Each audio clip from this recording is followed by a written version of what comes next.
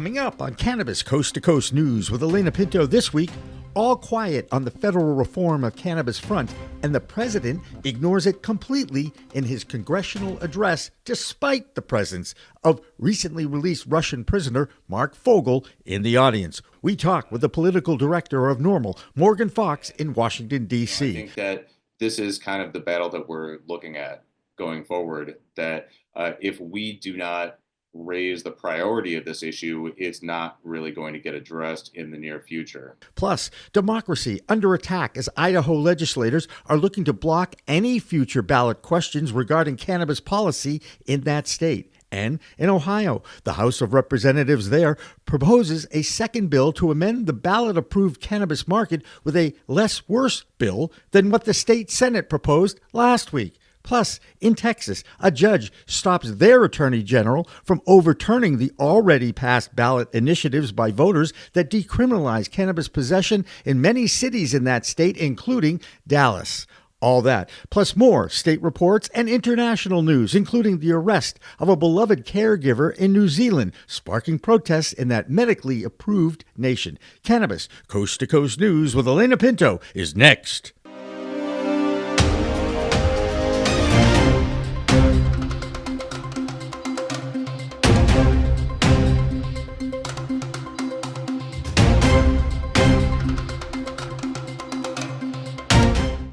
Hi, everyone. Welcome to Cannabis Coast to Coast News, PCM TV's weekly roundup of the cannabis industry from coast to coast and internationally. I'm Alaina Pinto.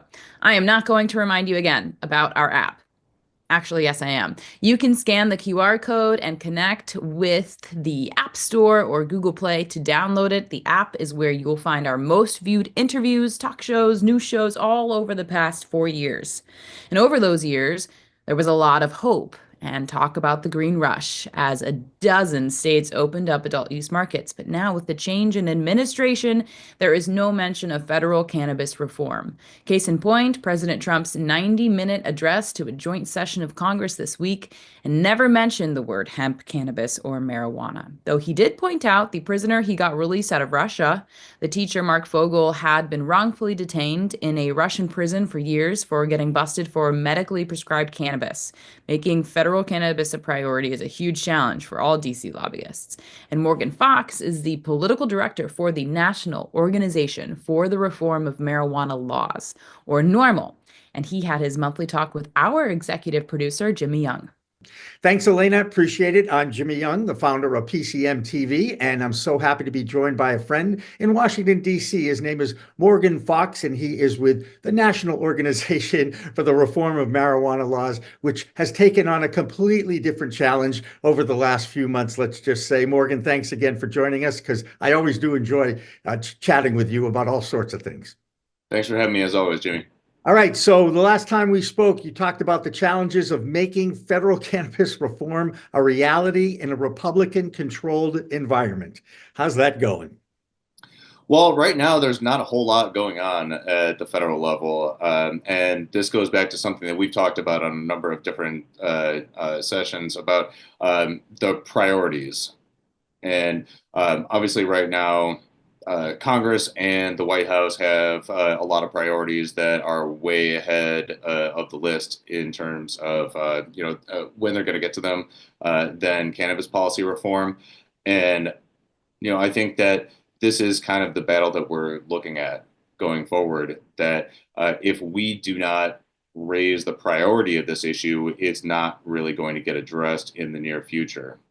So definitely want to talk to you a lot more about exactly how that looks and what it's looking like. But so far, we've only seen a handful of bills be introduced at the federal level. We've seen a Veterans Access bill be introduced, and we have seen a bill that would prevent businesses from being able to get 280E relief, even if cannabis is rescheduled. So a little bit of a mixed bag. And on top of all that, you now have Terrence Cole in charge of the DEA, a devout prohibitionist. Is the rescheduling movement completely done? Is it going to stay at Schedule 1? I know that you can't answer that question right now, but it sure seems like the goal is to keep it where it is. Well, I think that was always the DEA's goal, under Milgram, and I'm assuming under Cole. Uh, Once Judge Mulrooney uh, halted the proceedings for fairly legitimate reasons. There was clear evidence of collusion between DEA management and opponents of the proposed rule, most namely groups like Project Sam and others.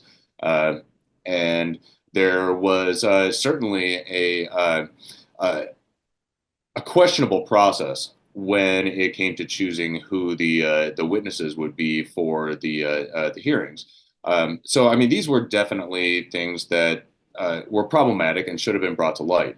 Um, Unfortunately, it did result in the proceedings being delayed, and now the ball is entirely in DEA's court under a potentially even worse DEA administrator under Terry Cole than we had with Ann Milgram. This is a guy that still believes in the gateway theory, that has tried to tie cannabis use to mass shootings, completely unscientific, and has been a lifelong drug warrior. So he has no interest in resuming the proceedings. He has no incentive to do so unless he starts getting some heat from on high.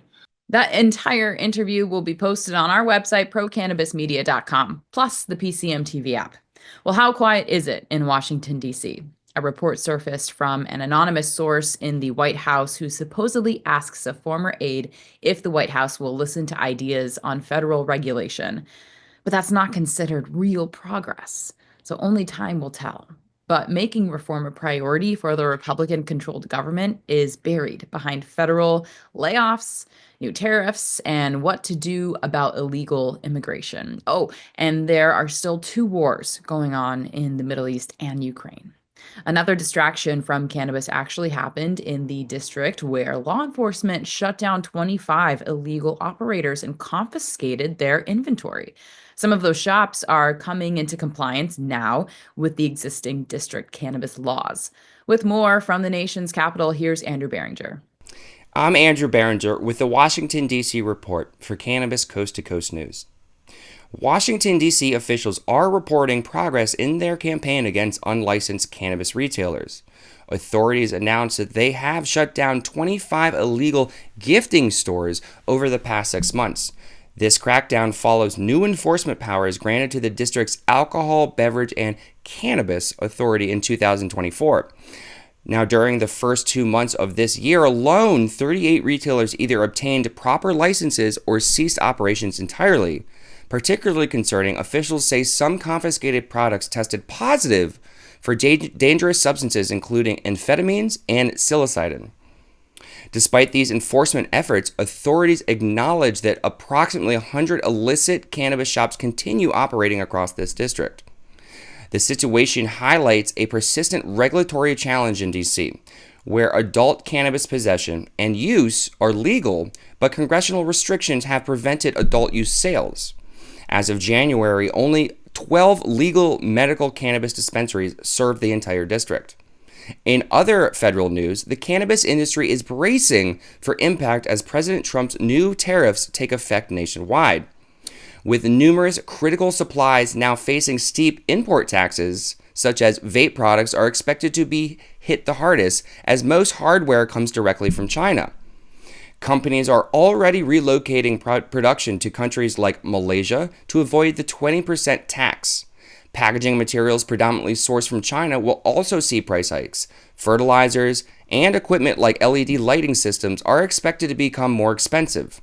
Meanwhile, the booming cannabis beverage sector faces a double hit, with a 25% tariff on Canadian aluminum affecting canned products. For an industry already operating on thin margins due to heavy regulations and taxes, these tariffs represent yet another financial hurdle. Analysts predict consumers will ultimately bear these costs at the register, potentially pushing customers back to the unregulated market. Well, that's the Washington, D.C. report. I'm Andrew Behringer, reporting for Cannabis Coast to Coast News. Now let's take a look at some of the state reports, and there's a disturbing trend in many legal states whose leadership wants to increase taxes on cannabis to help make up for budget shortfalls in California, Ohio, Michigan, New York, And in Idaho, the state legislature there is trying to pass an amendment to their constitution that would eliminate the right for ballot questions on cannabis. In Ohio, last week, the state Senate introduced a bill that completely changes the existing laws and regulations that were voted into law. Legislators there insulted the populace who passed that law by claiming the question was poorly written and voters were confused. Now the House is introducing a counter bill, and one of those Ohio voters is Christina Brisson, who has more from the Buckeye State. Hi, I'm Christina Brisson with Over the Top Renovations, coming to you today from the Capitol here in Columbus, Ohio, with your weekly Ohio Cannabis Report with Cannabis Coast to Coast News. Last week we talked about Senate Bill 56 being passed and then moving to the House. Well, now the House has introduced a rival bill, HB 160, where it does keep a few things more in line for voters, where it does allow us the same number of plants that we're allowed to grow at home. It unfortunately does reduce the THC percentage from 90% to 70%, but does not limit the number of milligrams allowed in prepackaged items, allows us to smoke in more places like our own front porch, and unfortunately the taxes still land in the general fund. But overall, this more supports what the voters originally passed last year. But I don't want to end it on just a sour note. I also want to end it on something fun. Stargazer Festival with Cleveland Weed Company Weeding Out is going to be offering the Dream Cannabis Giveaway, where you can have your wedding officiated by rapper Afroman and have a Jamaican honeymoon. Check it out. Check out the festival. And good luck, Ohio. I plan to join that one myself. I am Christina Brisson with your weekly Ohio Cannabis Report with Cannabis Coast to Coast News. Another state that continues to pit their government leaders against the will of the people is in Texas. The governor, Greg Abbott, Attorney General Ken Paxton, and now the Lieutenant Governor, Dan Patrick, all are trying to ban all products with THC in them for adult use. Over the past 3 years, 9 cities, led by Austin and Dallas, have voted to decriminalize cannabis by ballot question. This week, you probably won't find any of the Texas governmental leaders at the South by Southwest Cannabis Expo. The show has celebrated lifestyle and arts in the Lone Star state capital of Austin since 1987. This event features musicians, cannabis advocates, and old friends Liz Grow and Patrick Pope from Grow House Media. Some of our greatest supporters are in Texas, but also some of our greatest constituents are housed in prisons in Texas. We're here for the plant, we're here for the people of the plant, and there's a lot of people that are still hemmed up over the plant. So if Last Prisoner Project's on the path to getting them out, we're in support. We're making so much progress, but unfortunately, there are so many people that are still behind bars. And when they start putting you away for something like cannabis and nonviolent activity, it's pretty sorry. We got to change that. This year, they are teaming up to salute the work of the Last Prisoner Project. This week, that group celebrated the release of another convicted nonviolent cannabis criminal out of jail. Claudio Martinez Jr. was in a federal prison in Texas for 11 years of a 21-year sentence that they received in 2016. The Last Prisoner Project had worked on getting him out of jail, and when President Biden pardoned federal prisoners for low-level cannabis crimes, it was time for Martinez to be set free. That happened this week. You can add Arizona into the billion-dollar cannabis states. Karen Black has that story, plus a lawsuit involving some of the biggest industry names based in that state. I'm Karen Black from Green Finger Consulting with the Arizona Cannabis Report for Cannabis Coast to Coast News. Arizona's cannabis industry is at the center of a major antitrust lawsuit. Earth's Healing in Tucson has filed a class action suit against a Chinese vape manufacturer for unspecified damages. The retailer alleges the Shenzhen S'more Technology Company, known for its C-cell vaporizers, has operated an illegal monopoly since 2016. Several of S'more's U.S. distributors are also accused of colluding to control prices and eliminate competition. One of those distributors is Jupiter Research, based in Tempe, Arizona, and Jupiter is a subsidiary of Phoenix's Tilt Holdings. The case could have significant implications for Arizona's cannabis supply chain and pricing structures. As for sales figures, Arizona made it into the billion-dollar cannabis club again in 2024, but just barely. Preliminary total sales of $1.13 billion is down $245 million from 2023. And more declines this year as January sales dropped 20% year over year to $87 million, and the average item price fell 8%. On the legislative front, 2 more cannabis bills were introduced before the deadline, bringing the total number of marijuana measures to 12 this session. A new House bill would require water conservation plans for cannabis, just like every other crop in the state. It also introduces a 30,000 square foot canopy limit per licensee. The other new bill aims to protect tenants from eviction solely for cannabis use. A similar measure made it nowhere last year. 2 other marijuana bills made progress this past week. A measure to allocate $25 million for cannabis research is advancing in the Senate despite funding concerns. And a controversial bill that would restrict cannabis advertising, including ads that appeal to children, passed the House. Its broad definition of marijuana could significantly impact the consumer hemp industry. Opponents hope to refine the bill's language to address this issue while maintaining the advertising restrictions. That's all for this week's Arizona Report. I'm Karen Black from Greenfinger Consulting reporting for Cannabis Coast to Coast News. That'll do it for the A Block, or first section of Cannabis Coast to Coast News. When we come back, we will have our international reports from Europe and Canada, plus we'll check in with our Cologne guy from Chicago. Cannabis Coast to Coast News continues after this break. Just outside of Chicago, Illinois. For Cannabis Coast to Coast News, thanks for tuning in. Ready to take your craft to the next level? Imagine faster extractions, purer products, and more profits. Sounds good, right? At Pure 5 Extraction, we've revolutionized cannabis extraction with our game-changing technology. No solvents, no heat, just the cleanest, most natural process on the market. Whether you're a boutique grower or a large-scale operation, Pure 5 has the tools to elevate your business worldwide. Visit pure5extraction.com today. Pure 5 Extraction, because your plants deserve the best.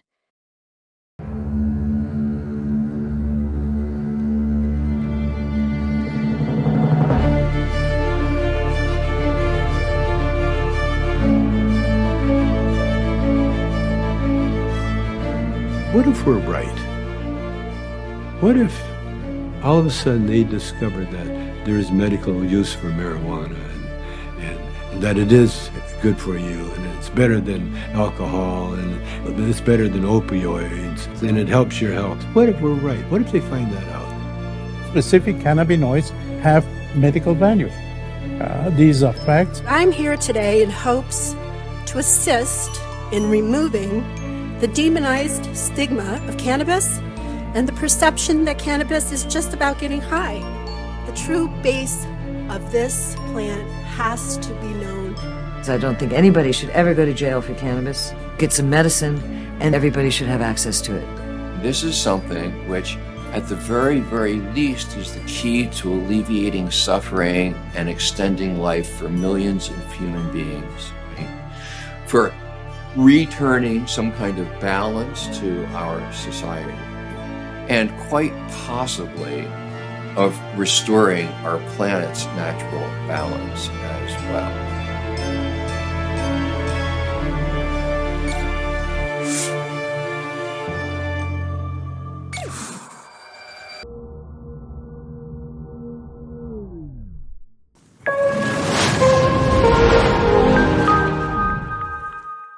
Welcome back to Cannabis Coast to Coast News. I'm Alaina Pinto. Before we get back to our roundup of state reports from here in the United States, there's a lot going on around the world. Perhaps the most interesting development this week comes from the South American country of Colombia, where for decades the cartels down there controlled the market traffic and in some cases the government. Now the head of the government in Colombia, President Gustavo Petro, is asking his Congress to legalize the plant medicine to decrease the violence that has accompanied that enterprise for years. Cannabis in Colombia has been legal for medicinal purposes since 2016 and industrial purposes since 2021. For adult use, cannabis has been decriminalized for home grow, possession, and consumption since 1994. Now it's time to move, though, from South America to Europe, where Ben Stevens reports on the progress of Switzerland's launch of their adult use market. I'm Ben Stevens with Business of Cannabis with this week's European Cannabis update for Cannabis Coast to Coast News. The preliminary results for Switzerland's pioneering adult use cannabis trials have been published by the University of Lausanne in conjunction with the University of Applied Sciences Northwestern Switzerland, showing promising early results. 7 such trials are taking place across Switzerland, with the first beginning in 2023 and around 7,000 participants currently involved. These allow for small-scale legalization of the sale of cannabis for recreational purposes, with a view to studying how different sales methods impact public health and consumption. Flying in the face of arguments that legalization threatens public health, the early findings suggest that if there is a change in consumption patterns, it is established in the direction of lower-risk consumption methods like vaping.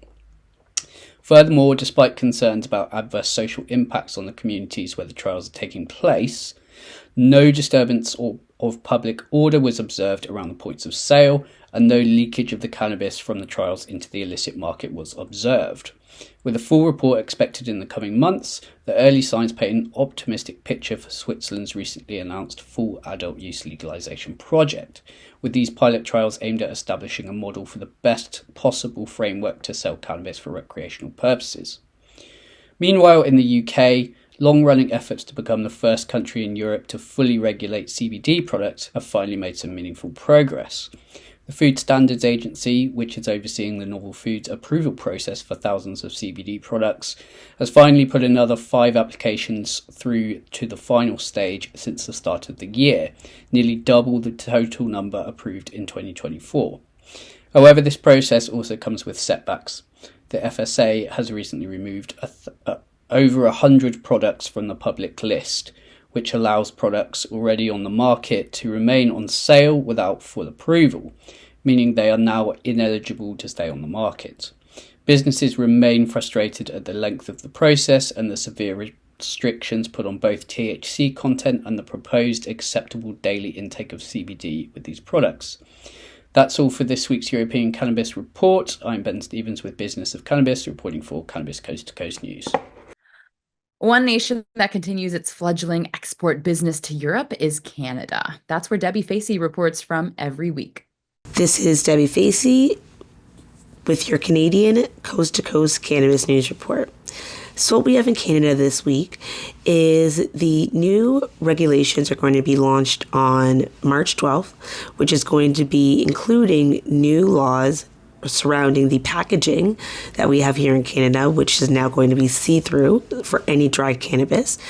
Also, we're going to be able to have the microcultivation growth be able to utilize now 800 meters versus the smaller 200 meters that they were having to work with. This is going to be something that's going to be great for our industry, especially due to the fact that many of our products consumers can't see, know, or even be aware of what they're going to be smoking, and this way just ensures way more accountability on both parties. Next story is we have the growth in pre-rolls here in Canada. Pre-rolls have seen a leap compared to the edibles and just overall dried flower categories, and this is due to the fact that they are a much easier way to consume, easier way to hide, as well as they have made them very, very, very affordable in some cases, which is great for many of the consumers that just like to toke and go. This is Debi Facey with your Canadian Coast to Coast Cannabis News Report. Peace. Back here in the United States, we have 3 stories from California. Last week, the 2024 annual report by the Department of Cannabis Control was released. In that report, the size of the #1 revenue-producing state in the country had a little trouble with recalls of products. In fact, there were 63 recalls of 259 different products. One good factoid from that report is the fact that legal cannabis production increased by double digits. That increase was just under 12% to 1.4 million pounds in 2024, which is good.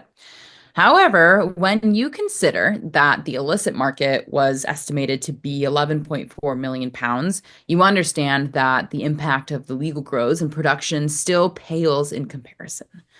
Of course, no one knows the exact amount of legacy market cannabis California still ships out of the state, but there is still plenty of room for a shift once California figures out the right formula to increase the legal market and shrink the illegal one.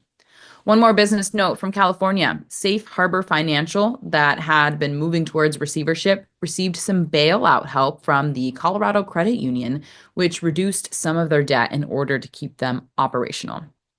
Now let's check in with Marianne Cursetjee in Oregon. I'm Marianne from Alibi with the Oregon Cannabis Report for Cannabis Coast to Coast News. A lawsuit has been filed by 2 Oregon cannabis businesses to overturn Measure 119, which requires a labor peace agreement for most cannabis businesses. The plaintiffs argue that the newly enacted law violates employers' free speech rights, and also that the state is preempted by the National Labor Relations Act. One question is whether the NLRA applies, as cannabis is illegal federally. Also, this week has been a terrible week for cannabis businesses in Portland. Data is still coming in, but rumors are that between 5 and 10 different businesses have been hit by a crew of smash and grab robberies. The Cannabis Industry Alliance of Oregon, CHOW, is meeting Monday night to discuss this crisis and share solutions. If you're in town, would love to have you attend. That's the Oregon Cannabis Report. I'm Marianne with Alibi for Cannabis Coast to Coast News. In Illinois, one of the nation's largest multi-state operators, Ayr Wellness, is moving out. At the same time, they are putting more of an effort into increasing their footprint in Florida, an all-medical market. Ayr will be selling their 4 retail stores where they were never able to achieve scale or the vertical integration needed to compete. With more from Illinois, here's Mark Allen, our Chicago clone guy. What's up, everybody? Mark Allen, the Chicago clone guy, here with Bird, tuning in from just outside of Chicago, Illinois, for Cannabis Coast to Coast News. Thanks for tuning in. Lots going on here in Illinois, Chicagoland, as always. Unfortunately, not the greatest news, but in Richland County, Illinois, 2 parents decided to send their 5-year-old to school, kindergarten, with a bunch of cannabis, a bunch of cannabis concentrates, and some paraphernalia in their literally clear breakfast lunchbox. So the teachers saw all of it. They called the police. The police went to their house to arrest them, which I didn't really like that, even though it was very stupid. But then the police found meth. So these meth heads sent their kids to school with cannabis. Fortunately, I guess, luckily it wasn't a meth sandwich. But in other news, DuPage County, Illinois, good news, dismissed 19 cannabis DUIs because of the bad blood test results that we were talking about not too long ago. Try saying those words fast in a row. But that's great for DuPage County to dismiss those 19 DUI cases for cannabis. Thank you for doing that.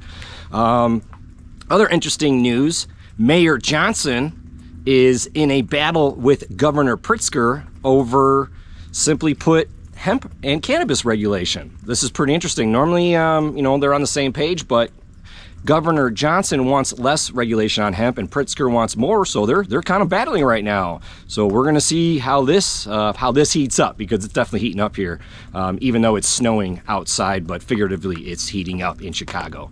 And it's my birthday today and it's snowing. Guess how old I am in the comments. One last thing to finish up this segment. Elgin, Illinois had over 10,000 reported exposure THC-related calls for cannabis that put people hospitalized and kind of messed people up. So long story short, because of all those calls, they banned THC edibles in Elgin, Illinois. Population of about 110,000 people. But that sums up the news for Chicago. I'm Mark Allen, the Chicago clone guy. This is Bird reporting for Cannabis Coast to Coast News. Now let's check in with Tina Tasaka in Nevada and get an update on the emerging influence of the tribal nations in the cannabis industry. I'm Tina Chisaka with 420 Technologies, and this is the Nevada and Tribal Nations Report for Cannabis Coast to Coast News. The Indigenous Cannabis Industry Association leadership is heading to Las Vegas for the RES 25 Economic Summit presented by the National Center for American Indian Enterprise Development, and they will champion the growth of Native participation in the cannabis and hemp industries. The event is comprised of tribal leaders, members of Congress, state and local officials, and CEOs on a national platform. After parties will take place one evening at tribally owned Nuwu Dispensary and Consumption Lounge in downtown Las Vegas. The conference is being held at Caesar's Palace March 10th through the 13th. I'll be there. There is fantastic humanitarian work in Las Vegas. Through the Las Vegas Chamber of Cannabis, I was informed about this amazing woman and executive director, Shauna McQueen, whose daily passion takes in donations and gives out donations, serving homeless communities in downtown and the tunnels. On any given night, they may pass out 100 hot meals, socks, batteries, 120 water bottles, canned goods, and more. They thrive from partners and donations. You can follow them on IG, Holy Smoke Vegas. They are a 501c nonprofit plus 100% volunteer based. The Chamber of Cannabis is a supporter and sponsor. During a late February shooting investigation near I-11 and the 215 in Northwest Las Vegas, it led to an arrest of Christopher Christman on March 5th. While searching for a weapon, detectives found 41 pounds of illegal cannabis in his possession. Christman now faces multiple charges, including assault with a deadly weapon and possession charges. That's it for the Nevada highlights and tribal nations. I'm Tina Chisaka with 420 Technologies and Cannabis Coast to Coast News. One of the biggest challenges in any legal cannabis market is dealing with the various compliance and regulations that every state has in place. Some, like here in Massachusetts, have some very unfair rules that they continue to perpetuate. For instance, you have to pay for different fees and licenses for the same business. Also, for instance, if you have a dispensary for adult use and want to get a medical license too, you have to pay separate fees for each dispensary location you are licensed to operate in. We'll have a more detailed report on the situation in the Bay State in our next block. But at least Massachusetts is not alone with issues with their regulatory bodies. Christopher Bright has the story of one such issue in Maryland. Here he is. Welcome to Cannabis Coast to Coast News. I'm Christopher Bright from The Enlightened Voice, bringing you this week's top cannabis headlines. Renee Coleman, owner of Bud & Mary's LLC, is calling out Harford County's officials for delaying her dispensary's opening. She says she can't secure a location because the county's council won't give her the go-ahead. Coleman was awarded a state dispensary license in August of 2024. Maryland gives license holders 18 months to open, but the 6 months in, she says she's still stuck with nothing but a logo. I'm very, very worried, Coleman told WJZ. We've had no communication from the county council, and what am I supposed to do? Despite multiple attempts to meet with her officials, Coleman says she's been ignored. The county, however, claims its hands are tied.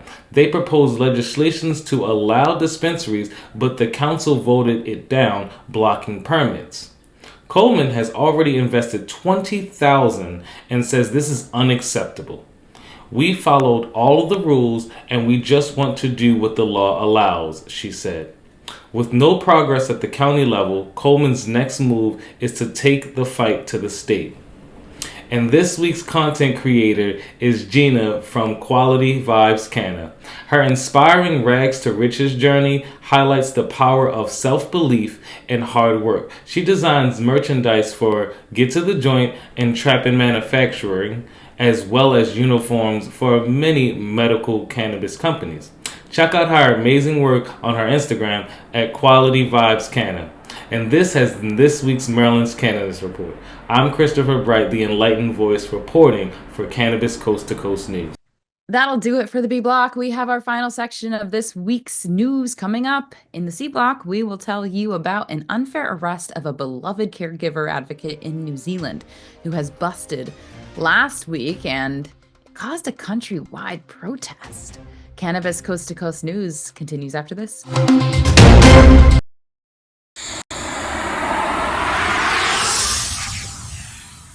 It's a whole new world of weed out there, isn't it? Everyone is learning new ways to titrate, ingest, consume, imbibe, and engage with this plant medicine we call cannabis. Now, let me tell you my cannabis story. You know, I've had 4 major surgeries in the past 23 years and suffer from osteoarthritis with a variety of metal parts in my body and one on deck. Now, thanks to those chronic pain issues, I've been a medical patient in Massachusetts for almost 10 years now. I remember my first trip to a dispensary just outside of Boston, and I told the bud tender I didn't want to smoke it anymore. So I tried edibles, then tinctures, then vaping, and now if I'm going to smoke, I only use the Weegits filtration system. What? The Weegits.com, Weegits, that's weed, W-E-E-D, G-E-T-S.com, is where you'll find the planet's coolest product that cools the smoke from everyone's favorite flower. The guy that started this was a pretty good medical device manufacturer, and he created this maze pipe that cools the smoking process from 1300 degrees Fahrenheit upon inflammation down to just 90 degrees when it reaches your mouth. That's right, 1300 down to 90. That's why this maze pipe is amazing. Now, add in the code of PCM TV and you get 15% off. So just go to Weegits.com and check out the best way to enjoy a cooler smoke with less coughing and hacking and more peace of mind.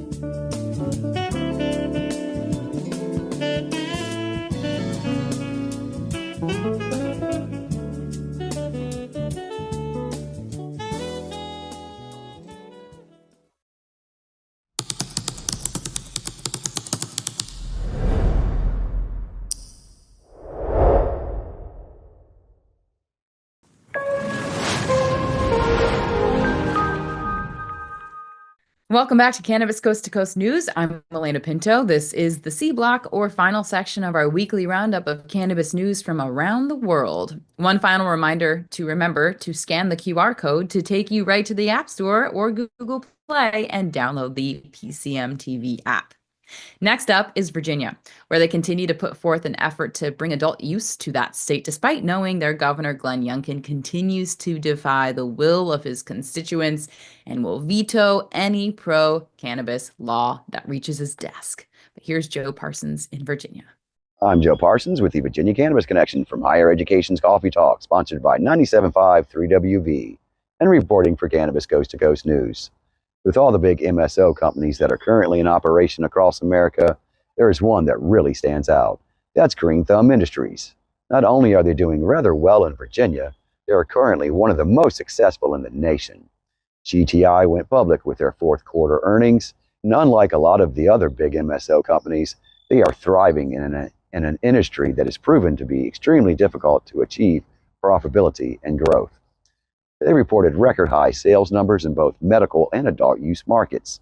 The chief executive officer and founder of GTI, Ben Kovler, was proud to report their growth progress and went on record to say demand for THC in America is at an all-time high, and Green Thumb is well positioned to deliver on this opportunity. Meanwhile, alcohol consumption trends in America are not positive, as the Surgeon General recently warned of the harms of alcohol and its link to cancer. In contrast, cannabis is enhancing the well-being of tens of millions across the nation. For their fourth quarter earning, they had over $294 million in revenue. Cash flow from operations reached over $195 million, and an additional $172 million in cash from repurchasing $43 million of company shares. In Virginia, they're a great business partner, and they represent the district where I live, that is HSA Health Service Area 3. They have shown to be most interested in the possible retail market in Virginia, as under current guidelines, they're only allowed to operate 6 total locations in the Commonwealth. An adult use market would allow for even more growth potential in the entire Commonwealth and not just one region. And I know that I personally wish them continued success. Well, that's going to do it from this week from Higher Education's Coffee Talk, sponsored by 97.5 3WV in Charlottesville, and reporting for Cannabis Coast to Coast News. I'm Joe Parsons. Until next time, stay lifted. With all the doom and gloom coming from the industry, there are still some exceptions to the downturn in fortunes. Take Massachusetts-based multi-state operator MariMed. They are expanding and growing at a slow, controlled, healthy, and profitable manner. This week, they closed on an $11 million deal for a Delaware-based company. Here's Doug Miller, who is high on Wall Street and has some more insights on MariMed.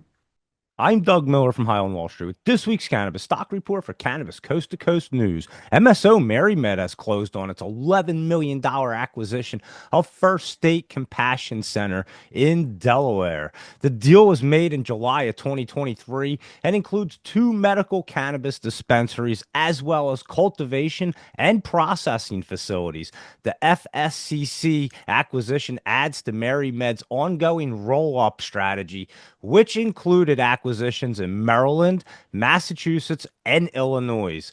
So let's see how MariMed's stock chart looks. It's trading around 11 cents, and it's been pulling back, so keep an eye on it for that bottom so it can reverse back up. And be sure to trade smart and lock in those profits. The entire market's been a little choppy lately, so you have to trade them very, very smart right now. And that's this week's Cannabis Stock Report. Reporting for Cannabis Coast to Coast News, I'm Doug Miller. In other news from Massachusetts, there's a retailer who owes the state over $420,000 in state taxes. Rebel, with 2 locations in Great Barrington and Boston, is challenging those controversial host community fees of 3%. Many cities and towns across the Commonwealth want those cities and towns to actually explain why those fees exist. They even have the nerve to ask the courts to ask city officials what they are doing with them. It's happened a number of times in the state, and some more friendly cities and towns are even eliminating them since they either don't want to account for what they are doing with those fees or they're using them for non-cannabis related businesses and activities. Another issue in the Bay State is the decline of the medical market. The Department of Health was originally overseeing the entire medicinal marijuana program from 2013 to 2018. When the Cannabis Control Commission was created after adult use was voted in by the voters in 2016, the rules changed for the medical market, and fewer and fewer people signed up for that program. So now that figure is down to just 90,000 patients, but compare that to a medical-only state like Florida, where there are over 860,000 registered patients. ACS of West Bridgewater and Hull are now going to be dual licensed dispensaries after both towns allowed them to apply for an adult use license in addition to the medical only license they've been operating under since 2018. And now ACS is waiting for the Cannabis Control Commission to give them the green light to open their Hull location for adult use. Alan Casper is an outreach coordinator for ACS and explains how challenging it is to deal with the CCC and some of the regulations of operating a legal compliant business. It's clear medical places are closing. It's clear that it's incredibly expensive to be medical as opposed to adult use. The number of adult use that have cropped up everywhere has made it even harder to compete. And also with the lab fraud, people, are just pouring sometimes contaminated, cheap product onto the market. So it's very hard to compete if you're, a vertically integrated, very compliant, very patient-oriented, concerned about quality dispensary. In New York, there is a new type of license in that state that's going to interest plenty of companies that manufacture unique products who want to white label their products in the Empire State. So there's now a new license available called the Type 3 Branding License. This will allow out-of-state operators to get their products into one of the fastest growing markets in the country. When it comes to New York, one attorney has carved out a niche for his live show called Ask Me Anything About Cannabis. It's on Wednesdays. His name is Jeffrey Hoffman, and you can check him out on LinkedIn live at 4:20 p.m. Our New York correspondent is Pam Schmiel, and she talked with Jeff this week and, of course, asked him anything. This is Cannabis Coast to Coast News. I'm Pam Schmiel reporting from New York.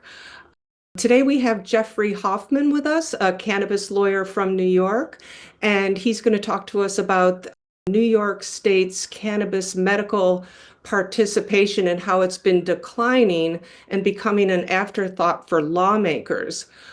Next week, medical advocates will rally in Albany on Tuesday, the state's capital, to push for changes to strengthen the program.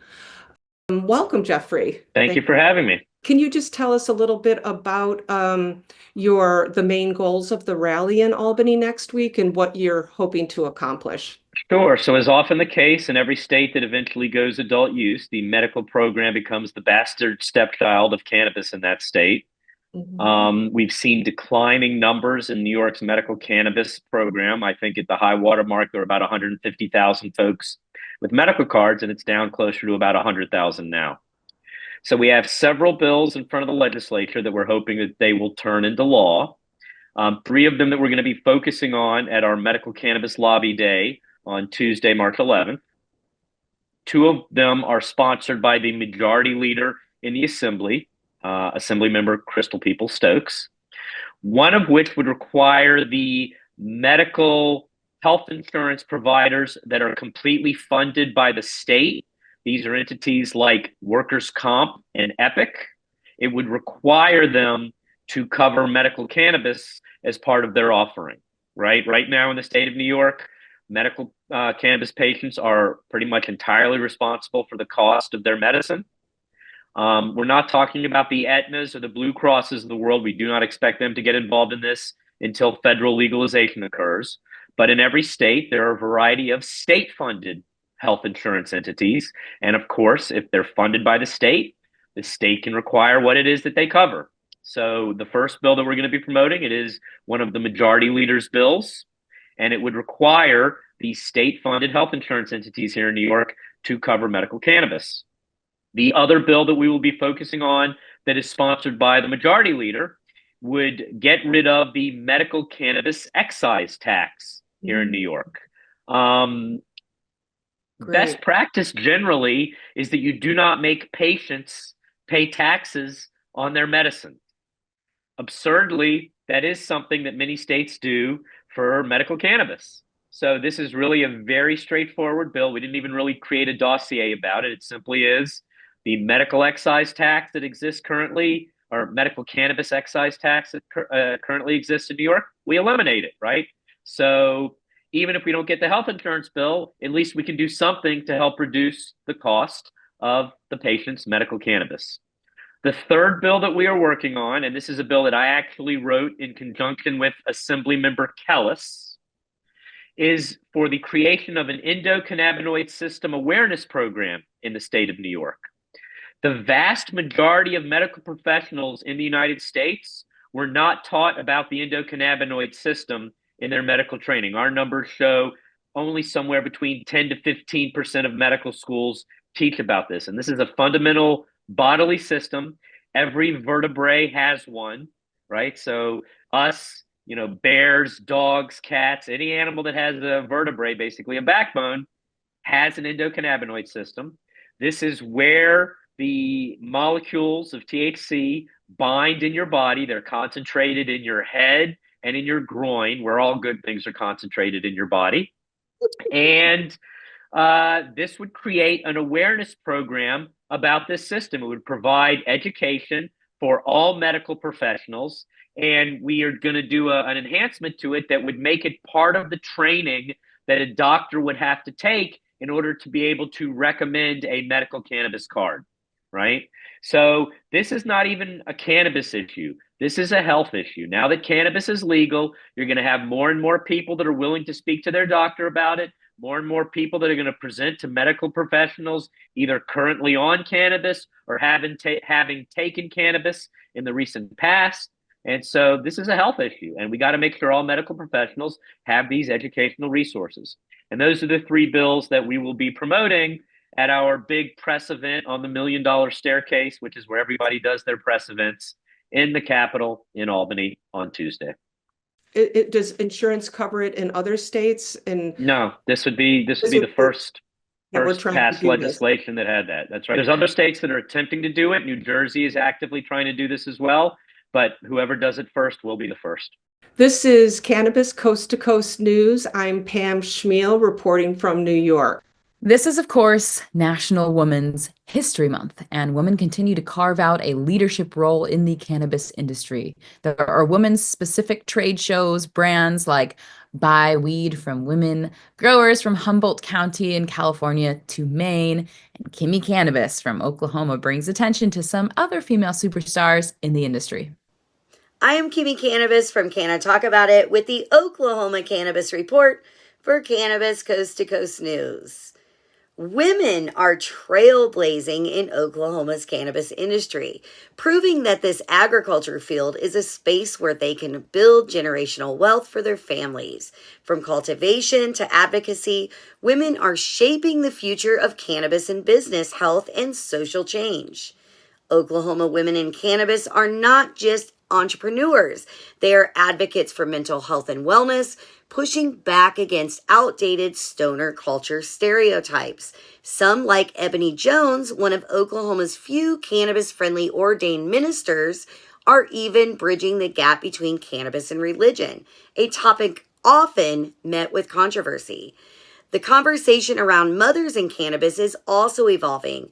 More women are speaking out about the effects of cannabis on expecting mothers and its role in helping women battle postpartum depression while managing the everyday highs and lows of motherhood. But the journey isn't without challenges. Misogyny and patriarchy remain deeply embedded in the industry.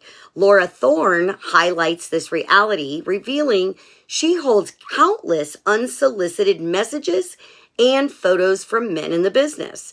Mary Jane Porter adds, I can't even tell you the gross things I've experienced in this industry. But women staying strong and true to our personal and company missions are the ones on top. As Oklahoma's cannabis industry grows, so does the role of women in shaping the future. They are not just participants, they are leaders, educators, and change makers, ensuring cannabis remains a path to empowerment. That is it for this week's Oklahoma Cannabis Update. I'm Kimmy Cannabis with Cannabis Coast to Coast News. Peace, love, and all that good stuff. And finally tonight, the story of a 66-year-old man in New Zealand called Gandalf. His real name is Paul Smith, and he is a caregiver in that country. A caregiver is a term for those who grow and share their product with medical patients who otherwise do not have access to the plant. This week, law enforcement in New Zealand raided the rural Northland property where Gandalf grew his medicine for others. These caregivers are called green fairies in that country, and they have existed in this role since medical cannabis was allowed in 2020. Unfortunately, many of the most needy patients need access to plant outside of the fees to find a doctor and prescribe the medicine, which is how that program is set up. Gandalf is now facing charges that could end up with an 8-year prison sentence. Protests have popped up in that country since the arrest, and now this case will move into the court system there. So while we all may complain about the rules, regulations, and taxes that croak the business, some countries are far worse than what is going on here in the United States. That'll do it for this week's Cannabis Coast to Coast News. I'm Alaina Pinto. Remember, it's a whole new world of weed out there. Consume it responsibly, and we'll see you next week.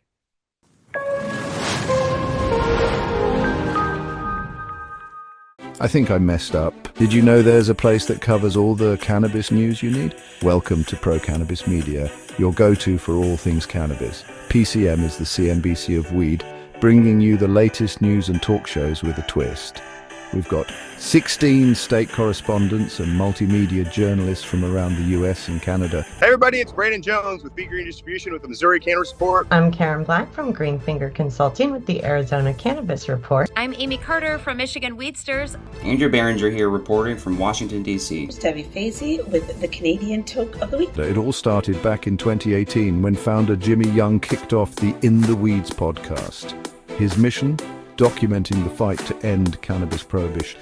Fast forward to today and we've got Cannabis Coast to Coast with Alaina Pinto, delivering the nation's only TV-style cannabis news show.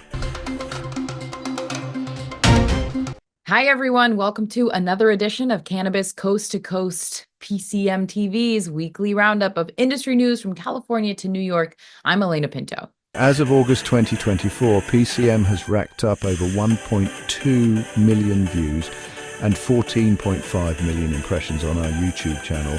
With 15,000 subscribers and growing, our reach is spreading like wildfire. PCM's website, YouTube, Rumble, Discord, Roku, Twitch, Spotify, iHeartRadio, Apple Podcasts, and even our very own PCM TV app. Get your cannabis news fix with Pro Cannabis Media. We're here to keep you informed and entertained. Stay tuned and stay lifted.